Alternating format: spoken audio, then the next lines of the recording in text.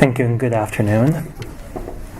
I was interested today in discussing the exchange of cultural and educational delegations, production of cultural artifacts like books and music, and in general the adoption of a public face for foreign audiences between the Soviet Union and India in the post-war environment.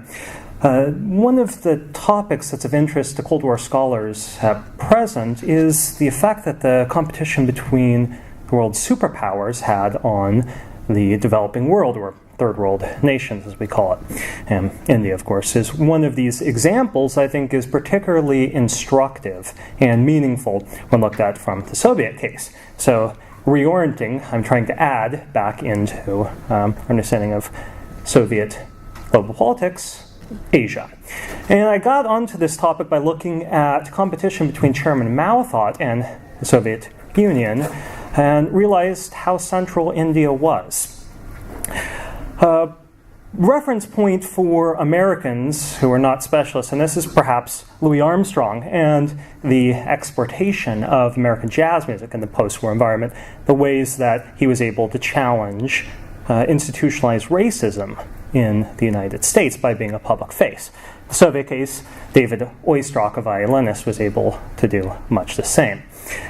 And for the so what question, I would like to recount an anecdote from when I was in Delhi and going through the metro system. In the security checkpoint, the gentleman patting me down, his name tag said Stalin across it.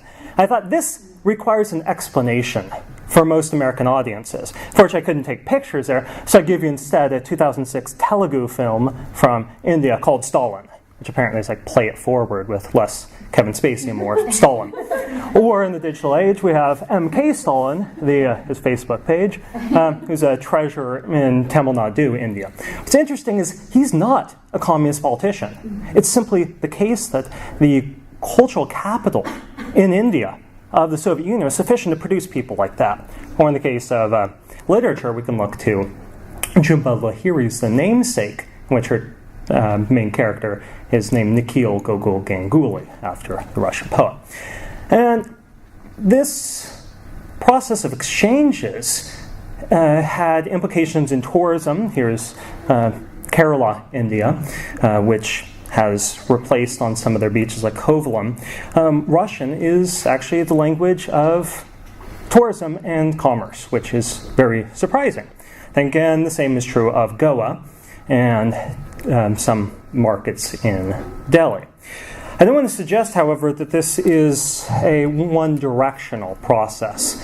When I describe my process to Russian colleagues, their first reaction is generally, "Oh, my parents love Bollywood films."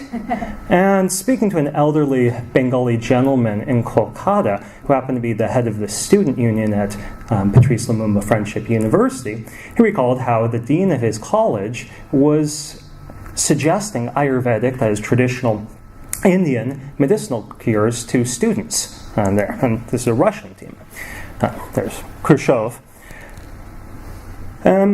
This process, I think, involves a lot of exchange that created communities on both sides of the borders that were very influential and that had a great deal of agency in determining the dynamics of the politics as well as individual change for their private lives. For instance, people who went to India from the Soviet Union often returned and in their own localities joined branches or founded branches of the Soviet Indian friendship societies, getting movies, getting books from the Soviet Union, from Bollywood, and broadcasting these, having community events centered around them that made their individual recreation closely tied to other foreign sources of information that they wouldn't have got. Likewise, individuals who were in the diaspora community of Russians were involved in the cultural life and political life of Russia that had been closed off to them by them being perhaps dissidents or outside the border. So this is a picture of Nehru, the Prime Minister of India, done by Svetoslav Rurik a Russian-born Russian-born citizen of India, who now that painting hangs up in the Congress, the Parliament building of India. So I'd like to just apologize for only being able to touch on the tip of an iceberg. Thank you.